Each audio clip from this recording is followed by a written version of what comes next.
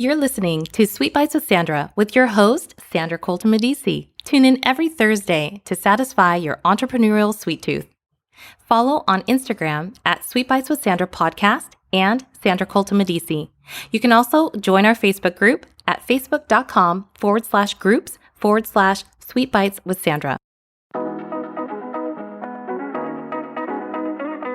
Hi, I'm Sandra, and I'd like to invite you to subscribe and listen to my new podcast, Sweet Bites with Sandra.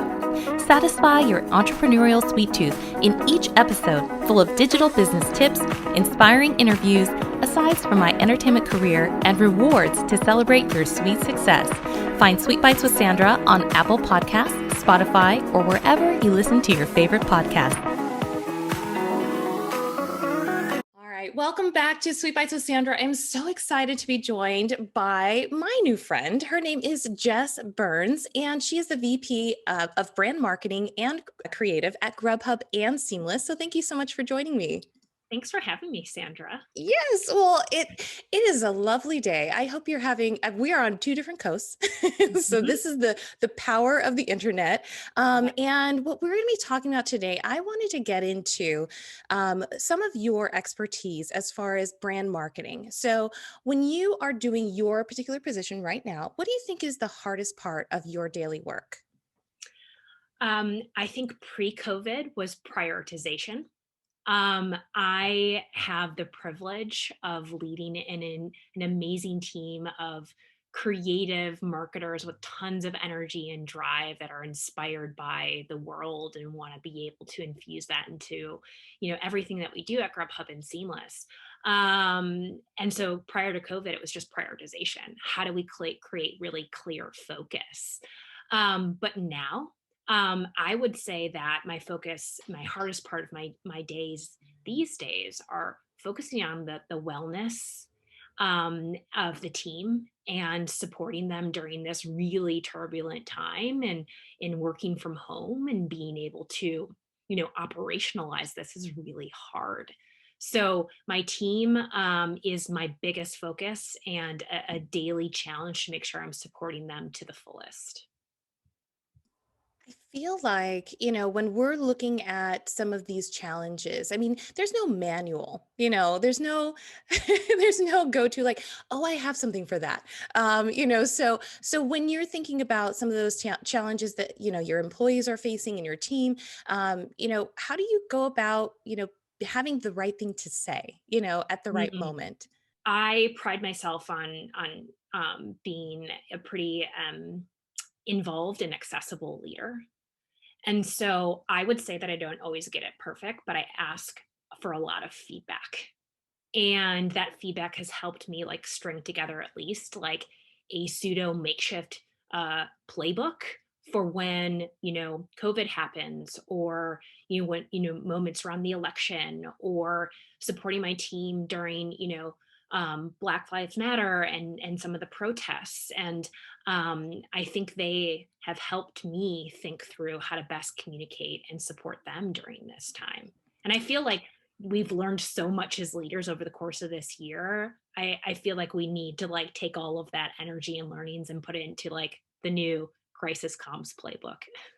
Right. I'm sure there's probably a few that are coming out in 2021. So, Absolutely.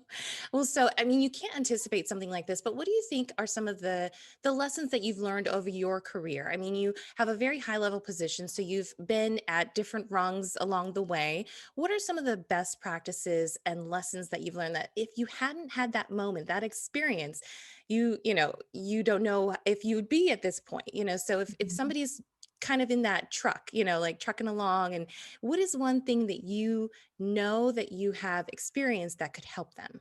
Sure. I usually break it down actually into to three different things that have like guided my career. I think the first is just like being curious and continuing your own education. What I like to say for my team is we need to have like our team's learning agenda, but you also need to have your own personal learning agenda. Marketing and media landscape has transformed so quickly. When I first started in this industry to this point, every year is has accelerated into new ways of thinking, new ways of investing in, how to reach kind of consumers. And so I think in order to be relevant is creating that own personal learning agenda. So I think that's super critical. I think the second thing is openness to change and new ideas. I always say that sacred cows are a creativity killer. Right. I think, marketers, especially with a lot of experience, I bring a lot of years with me. But if you establish those sacred cows, I think there are a barrier to innovation and creativity. So you have to be open, especially in differing point of views. And I think the third thing that is really critical, and especially when you're coming up with new ideas, new concepts, and want to execute them quickly, is bringing people along with you during the journey versus updating them at the end. I think sometimes when we think about marketing, specifically brand marketing, it's a little elusive. It's like, well, what do you do? What's the secret sauce? What's the magic? And I think bringing people along the way into your thought process is going to help you execute ideas, help evolve your career, help you get to kind of the next stage in a more efficient way. Well, so I know that you just mentioned like, what do you do? I get that question all the time. They're like, so you say that you do this. So what exactly does that mean? So, and for maybe somebody who's not ever, been in brand marketing, Mhm. what are some of the daily tasks that you are charged with? Sure. I think the most important thing is understanding our consumers, what their mindset is, how they're interacting with our brands, and developing strategies to better connect and reach them, to drive brand affinity and brand love. And what are some of those things? It's developing clear strategies to connect to these consumers, be it a messaging strategy, be it carving out a white space that we think is going to help us win over a certain segment. It is coming up with a robust content strategy that is going to drive awareness around our brand and engage with consumers across all the channels that we operate in. And I think the third thing is really thinking through innovation.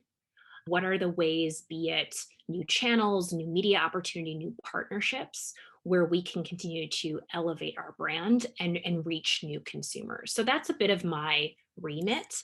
You're like, Um, that's a little bit of what you a little do. bit of my remit. I would say though that, in order for the brand marketing team to be successful at Grubhub, it's really about supporting and understanding all aspects of the business and showing up and communicating how important it is for not brand marketing to be siloed, but for it to be infused across everything that we do as a business. Yeah, well, I know that there are people who have benefited and done really well during this crazy crisis, and then there have people who have completely just crashed. And so Grubhub, I feel like, is probably on the better side of things, because it was a need that was being fulfilled.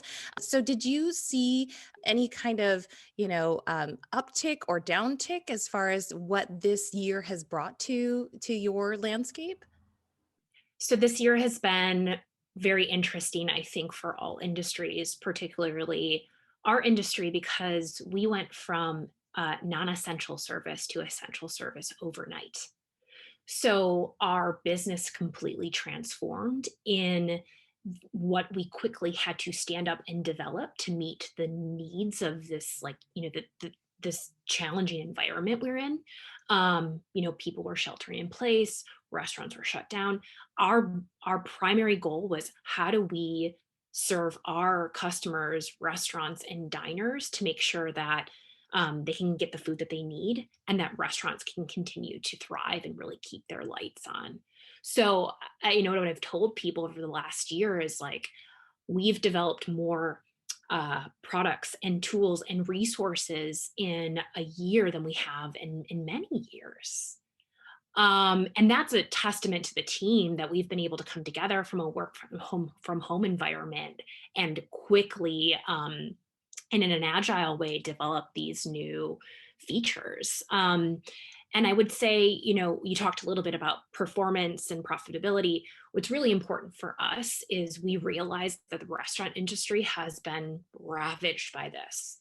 And we are investing all of our time and energy and resources to make sure we are supporting them. We are giving them tools, we are driving demand, we are thinking about how to be an extension of our business so they can make it out of this like crazy time stronger and more equipped and really be able to be more resilient the next, hopefully not the next time this happens, but if there are other, uh, crisis things that happen along the way. Right. Well, so as far as, meeting the demand, I mean, you're doing a lot, and I wanted to ask you about a different aspect of some of the things that you're into right now, which is the organization Chief and what its mission is and what work that this organization is currently doing. So if you could talk about that a little bit, that'd be great. Yeah, thank you for asking me that question, by the way, because I love Chief. I was lucky enough to be one of its founding members in New York. Now they're expanding to Chicago and LA.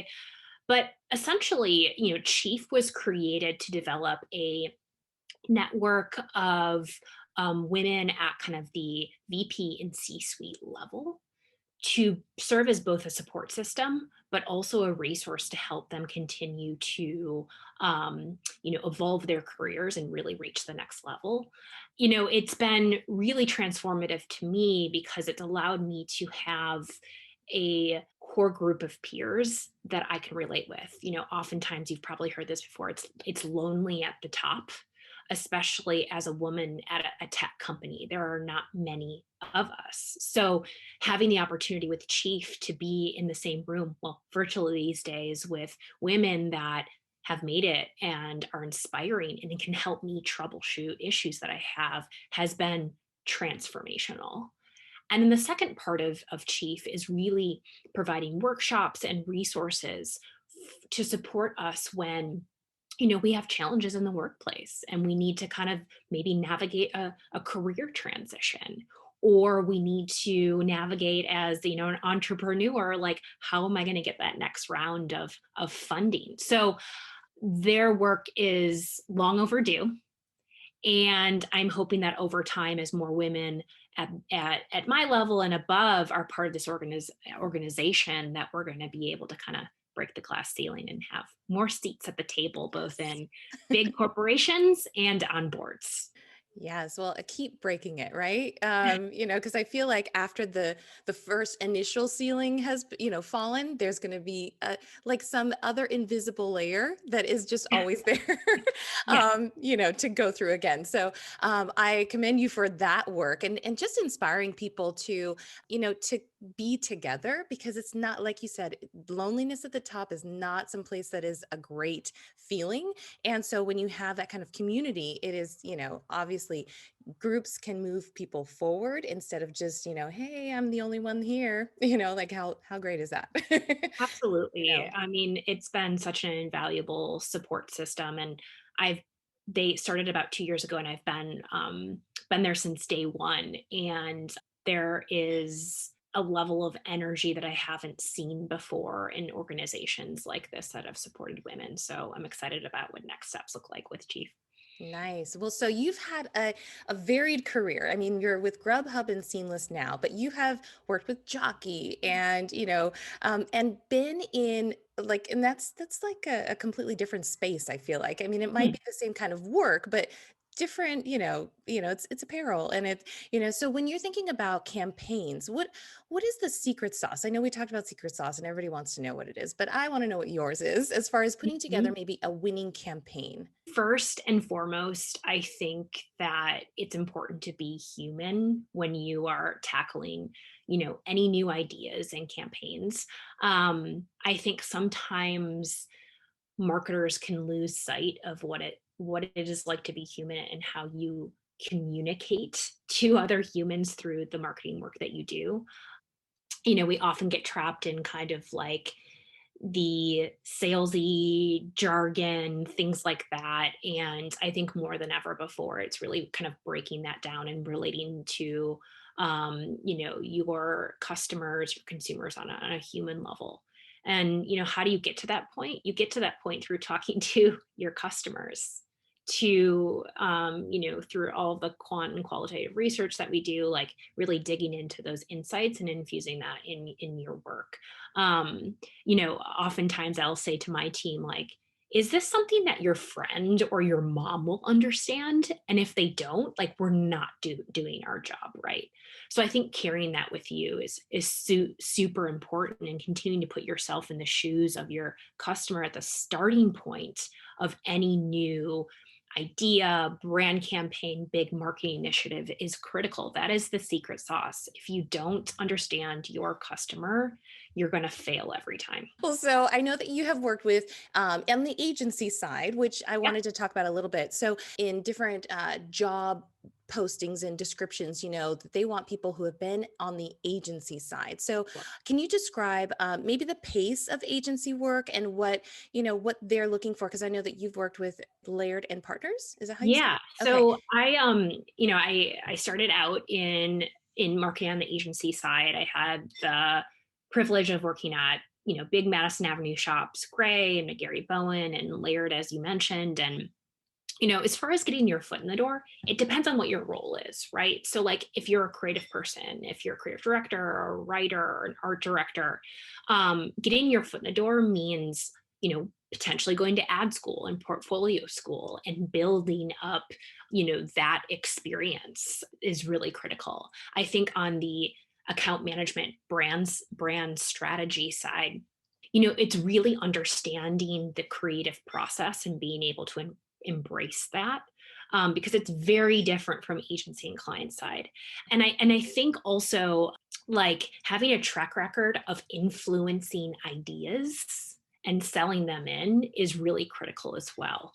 An ad agency's job is to be disruptive, to be the change agent, to come up with new ideas. But oftentimes, and I know this having now being on the client side, that can be met with a brick wall.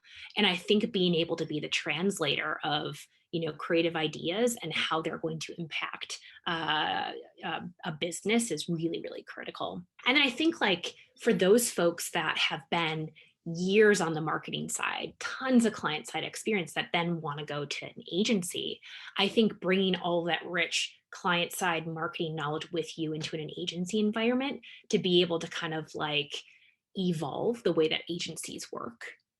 Because as you've read in probably a lot of trades, like, the agency model is evolving to better benefit clients and, changing media landscape.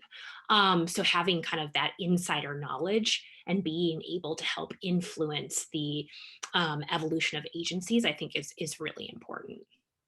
Well, so I have one question that I've been asking people recently, and that is, what is the buzzword in meetings that you are so tired of hearing? One, I heard viral. I heard what's big idea. Are there words in meetings that you're like, I am over that for 2020, and in 2021, I'd like to replace it with XYZ? I think that influencer is a really played out word. I think we have a very narrowly defined definition of what an influencer is.